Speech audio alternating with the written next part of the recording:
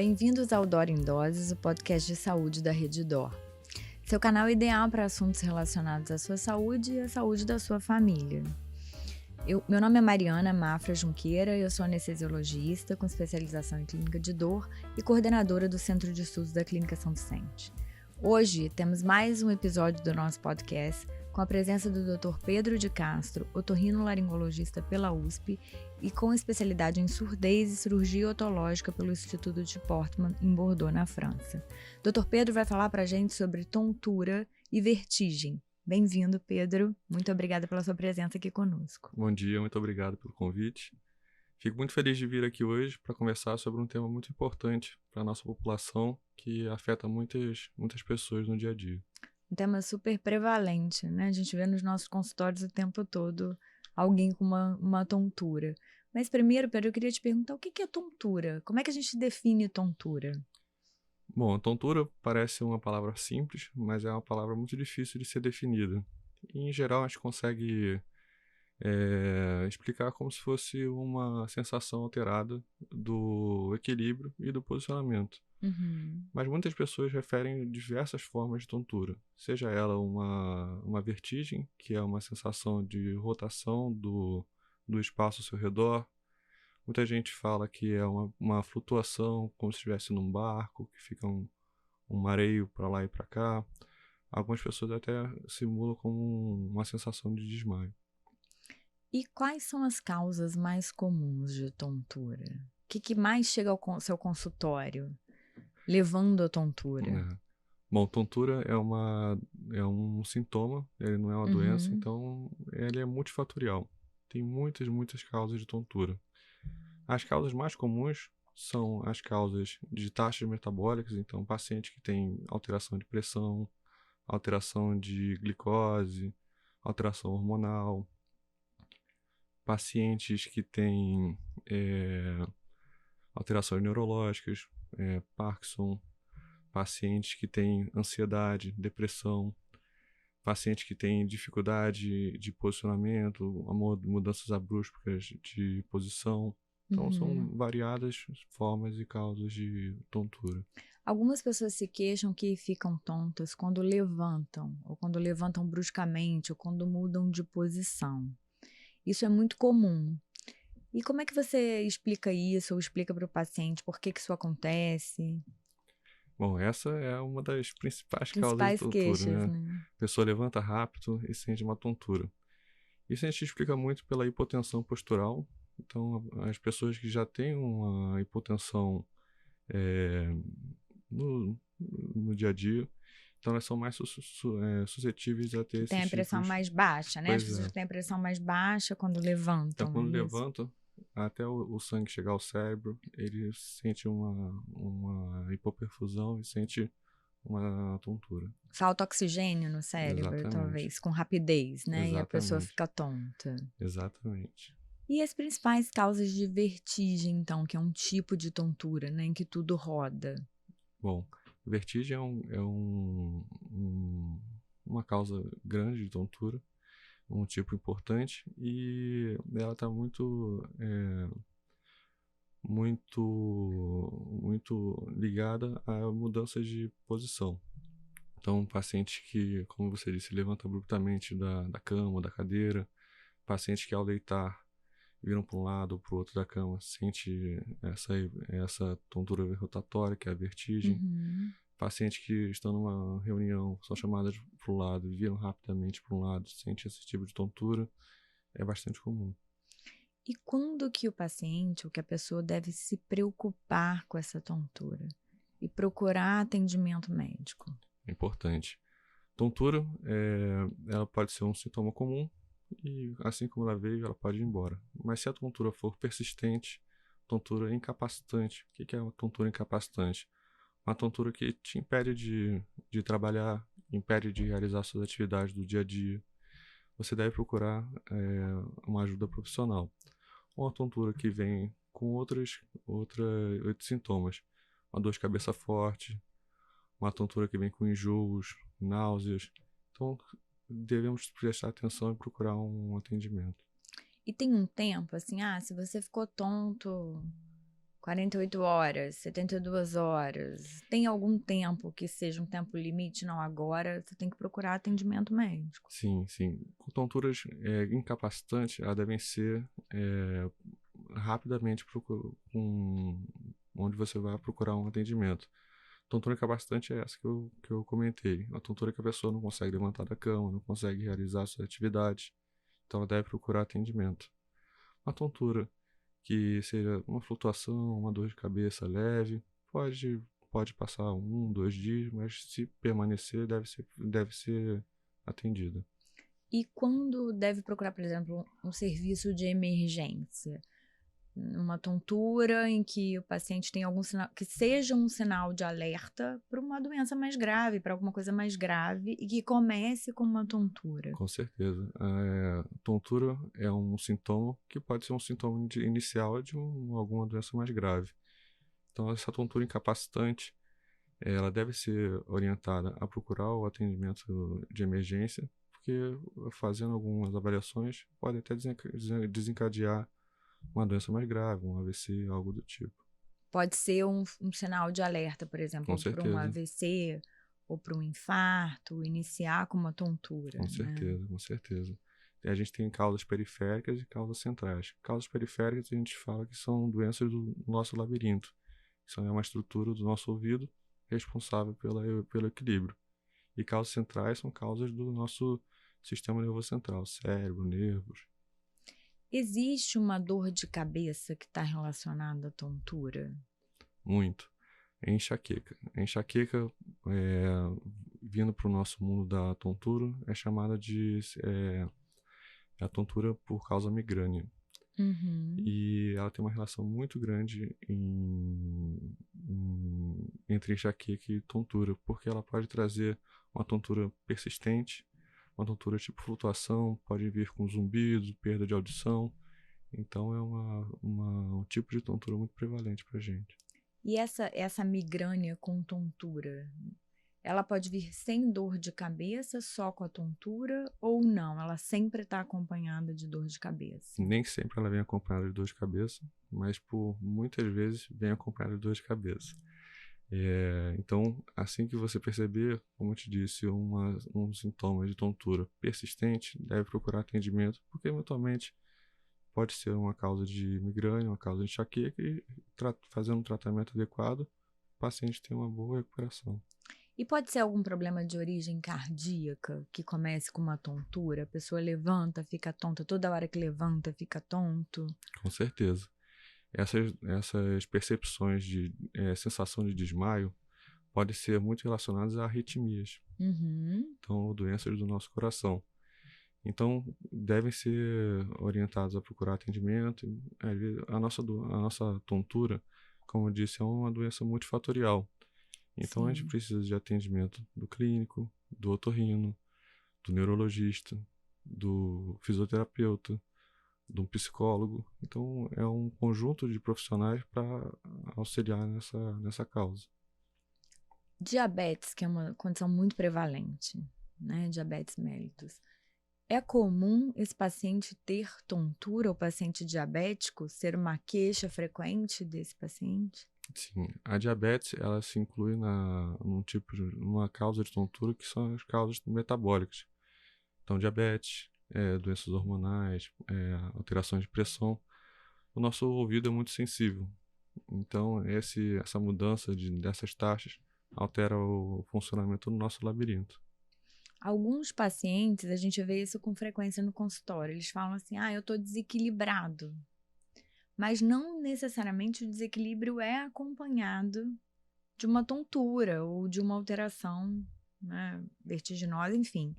Como é que você diferencia isso? Como é que a pessoa em casa pode fazer esse teste? Tontura é um capítulo interessante por isso. E ela enorme, né? Ela não é simples. Então, a gente costuma conversar que a tontura ela é um tripé entre a nossa visão, o nosso labirinto, que é o órgão do nosso equilíbrio, e a nossa percepção, que é a nossa percepção postural. Então, se algo está errado nesse tripé, a gente pode ter um desequilíbrio, a gente pode ter uma alteração do equilíbrio. E então é importante a população prestar atenção na visão, ter fortalecimento das pernas, membros inferiores, ter um fortalecimento postural. Tudo isso trabalhando junto para ajudar a tontura. Vai influenciar, Com né? Vai certeza. influenciar nessa percepção aí de equilíbrio. E é muito comum as pessoas terem também alterações quando elas vão voar, né, no barco. É muito comum pessoas dizerem: "Ah, eu não gosto de barco, eu mareio, eu não me sinto à vontade", Sim, ela é uma das campeãs de de audiência queixas, né. das queixas. Pessoas que vão viajar, sentam no banco de trás do carro, sentem muito Ah, eu enjoo, sou uma dessas tontura. pessoas. Se você tiver dicas, eu vou Sim. achar ótimo. Como eu disse, o nosso equilíbrio tem muita relação com nossa visão. A gente tem um reflexo chamado vestíbulo ocular. Então, Uhum. quando a gente senta no banco de trás ou senta no barco, a gente perde a referência da visão. Então, com essa perda da visão, a gente fica com aquele tripé frágil. Então, o que a gente costuma orientar os pacientes? Ficar no banco da frente, sentar em alguma posição do barco, que você consegue fixar o seu olhar pro horizonte e ter alguma referência. E isso ajuda no seu posicionamento e ajuda no seu equilíbrio. É por isso que ficar no celular, ler também durante uma Uhum. viagem de carro atrapalha Com muito certeza, você nisso, perde né. a referência do seu ambiente e você acaba tendo mais desequilíbrio, né? Assim, essa é uma queixa que a gente chama de cinetose. Tá. E leva ao enjoo, náusea também, Enjoo, né. náusea, com certeza. E que dica você daria para as pessoas que têm cinetose? O que que a pessoa pode fazer para prevenir isso? Ela deve, como eu disse, se preparar e então se posicionar da melhor maneira no carro. Então, geralmente a gente recomenda que fique no banco do carona, porque ela tem uma referência visual. Evitar mexer em tablets, celulares, evitar o uso de cafeína, doces, algumas horas antes. E se hidratar muito bem antes da viagem. Ah, cafeína, doce, tudo isso também podem atrapalhar Tudo a isso. percepção do equilíbrio, Como eu então. disse, o nosso labirinto ele é muito sensível às nossas taxas metabólicas. E a cafeína acelera muito o nosso metabolismo, pode acelerar o nosso labirinto e, consequentemente, a gente ter tontura. E Entendi. sobre os doces, a alteração da glicose, que também altera a nossa função do labirinto. As pessoas chegam muito para os médicos, de uma forma geral, né, falando sobre labirintite. O que que é labirintite? Que Uhum. todo mundo fala: "Ah, eu tenho uma labirintite", É. Labirintite é um termo médico, mas ele é vulgarmente chamado para todo tipo de de tontura. tontura, Como eu exato. disse, tontura tem muitas e muitas causas. A labirintite é uma delas. Mas, por sorte, é um tipo de causa menos comum. A labirintite é um processo inflamatório infeccioso do labirinto e causa um tipo de tontura muito, muito intensa, uma tontura rotatória, uma vertigem forte, que vem acompanhada de náuseas e vômitos. Pedro, existe uma queixa muito frequente nos consultórios e que é uma doença que o paciente fica muito pouco funcional, né, uma doença ou uma condição, que é uma vertigem muito grave, assim, com a posição da cabeça. Quando muda a posição da cabeça, piora muito, e o paciente se queixa que o olho mexe, que o olho treme. O que que é isso? Essa também é uma queixa muito comum e ela é muito frequente nas emergências. Ela é uma tontura chamada de VPPB, é vertigem postural paroxística benigna.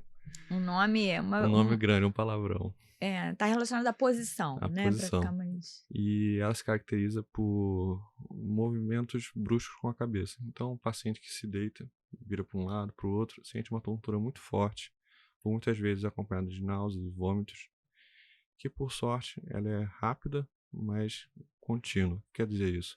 Uma vertigem forte, uma sensação de movimento, o ambiente ao seu redor rodando muito, e depois uma sensação de flutuação. Isso, Essa é a famosa, desculpa te interromper, essa é a famosa doença dos cristais do ouvido. isso mesmo. O nosso labirinto é mecânico. Dentro dele a gente tem alguns cristais que flutuam dentro de um fluido. E conforme movimentamos a nossa cabeça, por inércia, esses fluidos e esses cristais se movimentam.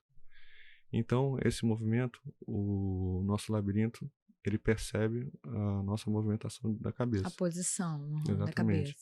O que acontece? Quando alguns cristais saem do lugar, o nosso labirinto tem a percepção de movimentação, mas o cérebro interpreta com outra posição.